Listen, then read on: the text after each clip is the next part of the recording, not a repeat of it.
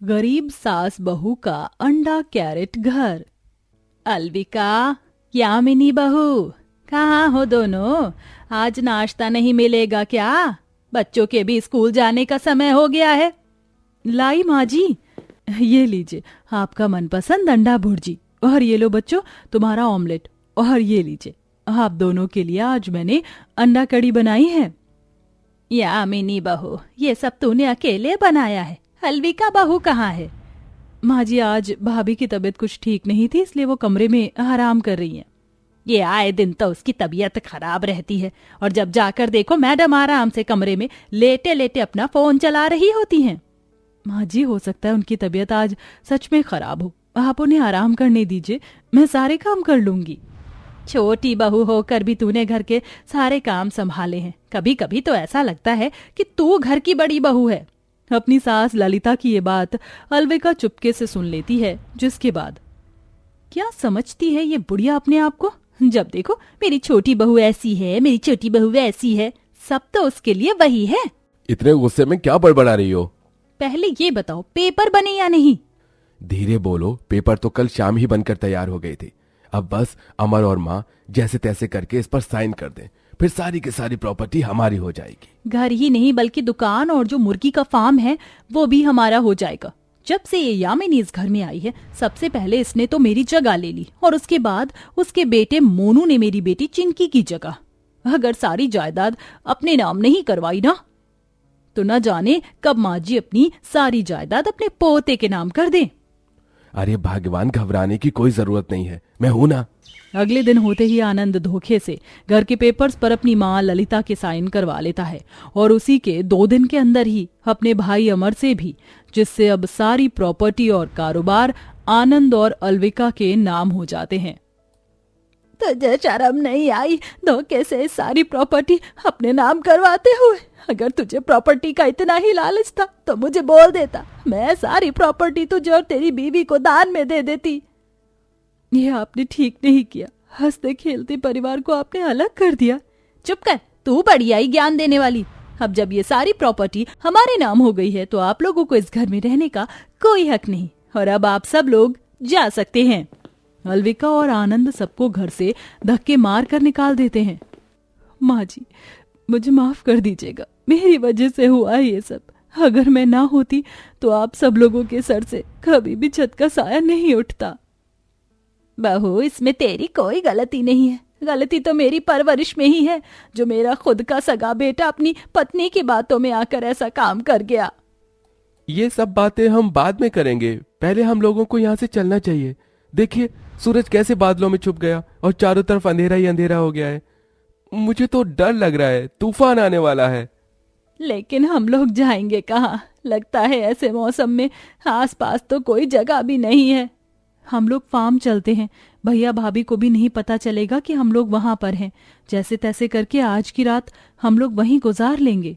यामिनी की बात सुन सभी लोग घर के पीछे बने अपने मुर्गी फार्म के अंदर चले जाते हैं।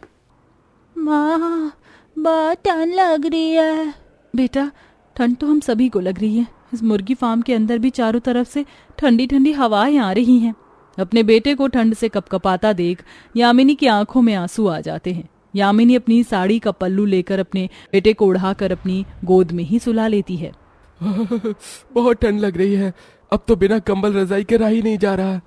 भगवान, हमें तू कैसे दिन दिखा रहा है? मेरा बेटा और पोता ऐसे ठंड से कांप रहे हैं और मैं कुछ भी नहीं कर पा रही हूँ। ललिता इतना बोल ही रही होती है कि तभी यामिनी की नजर मुर्गी फार्म के एक कोने में पड़ी अंडों की कैरेट पर जाती है। माँ जी, मेरे पास एक तरकीब है। यामिनी जल्दी से उन अंडे की कैरेट को लेती है और एक के ऊपर एक रखकर थोड़ी देर में उनसे एक छोटी सी गुफा बना लेती है, जिसके बाद सभी लोग अंडे की कैरेट के गुफा के अंदर चले जाते हैं और सभी लोग उसके अंदर सो जाते हैं। कैरेट की वजह से ठंडी हवाएं उसके अंदर नहीं आ रही होती हैं। इसकी वजह से किसी को भी ठंड नहीं लगती।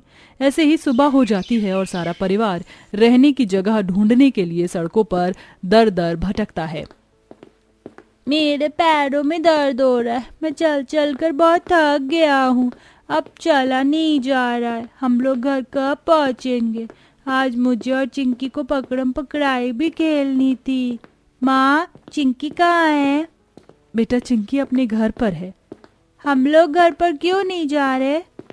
क्योंकि बेटा वो हमारा घर नहीं है, अब वो तुम्हारे चाचा चाची का घर है। उस घर पर सिर्फ उनका ही हक है। हम लोगों का अब कोई भी ठिकाना नहीं है और शायद हमें ऐसे ही दर दर भटकना पड़ेगा। यामिनी बहू, संभाल अपने आप को। माँ, आप यामिनी और मोनू उस पार्क में थोड़ी देर आराम कर लो, मैं कहीं से खाने का इंतजाम करता हूँ। अमर सबको पार्क में बिठाकर खुद खाने की तलाश में निकल जाता है, लेकिन कहीं पर से भी अमर को कोई मदद नहीं मिलती। जिसके बाद अमर बोरे ढोने का काम करता है, जिससे अमर को 50 रुपए मिलते हैं और उन्हीं से वो सबके लिए खाना लेकर आ जाता है। मैंने सुना है यहीं पास में गरीबों की झोपड़पट्टी है, हम लोग भी वहीं चलते हैं। उन लोगों की तरह तिरपाल डालकर हम लोग वहीं रह लेंगे। अब हमारे पास उस जगह के अलावा और कोई दूसरी जगह नहीं है। सभी खाना खाकर उस झोपड़पट्टी वाले इलाके में जाते हैं, जहाँ पर बहुत ज्यादा गंदगी और बदबू होती है, लेकिन मजबूरन सबको इस गंदगी में तिरपाल डालकर रहना पड़ता है। जहाँ अब अमर मजदूरी का काम करता है, वहीं ललिता और यामिनी जूठे बर्तन धोने का और साथ ही साथ सड़कों पर झाड़ू लगाने का काम करती है। हम कब तक सड़कों पर झाड़ू लगाएंगे और इन लोगों के जूठे बर्तन धोएंगे? 2 महीने हो गए हम लोगों को, मेरा दम घुटता है वहाँ। लेकिन अब हम क्या करें, 2 महीने हो गए हैं। इतनी मेहनत मजदूरी करने के बाद भी हमारे पास इतने पैसे नहीं जुड़े कि एक किराए का घर भी ले सके। काश कुछ ऐसा होता कि हम लोग अपना घर बना पाते। अगर तुम दोनों सास बहू की बात खत्म हो गई हो तो बर्तन भी धो लो। इतने सारे बर्तन पड़े हुए हैं और इतना धीरे धीरे हाथ चला रही हो जैसे हाथों में मेहंदी लगी हो। अगर आधे घंटे में ये सारे बर्तन नहीं धो लेना तो आज की दिहाड़ी तुम लोगों को नहीं मिलेगी। और हाँ, ये बर्तन धोने के बाद यहाँ पर मैंने कुछ अंडे की कैरेट भी रखी हुए हैं, उसे कूड़ेदान में फेंक देना। इतना कहकर वो ढाबे का मालिक हरीलाल वहाँ से चला जाता है। माँ जी, क्यों ना हम लोग अंडे की कैरेट का घर बनाएं? अंडे की कैरेट का घर? क्या बकवास करी जा रही है? माँ जी, मैं बकवास नहीं कर रही हूँ, बल्कि सच कह रही हूँ। आपको याद है उस मुर्गी फार्म के अंदर कितनी ठंडी ठंडी हवाएं आ रही थी, लेकिन हम लोग जब उस अंडे की कैरेट की गुफा के अंदर सोए तो हमें बिल्कुल भी ठंड नहीं लगी। अगर हम लोग अंडे की कैरेट का घर बनाएंगे ना तो हमें ठंड लगेगी और ना ही गर्मी। इसके लिए तो हमें बहुत सारे अंडे के कैरेट की जरूरत पड़ेगी। हाँ माँ जी, इसलिए हम आज से ही अंडे की कैरेट को जमाना शुरू कर देंगे। यामिनी की बात सुन अमर, ललिता और खुद यामिनी अंडे की कैरेट को जमा करना शुरू कर देते हैं। इसी के साथ अमर भी कंस्ट्रक्शन साइट से थोड़ा थोड़ा करके सीमेंट चुरा कर इकट्ठा करने लगता है।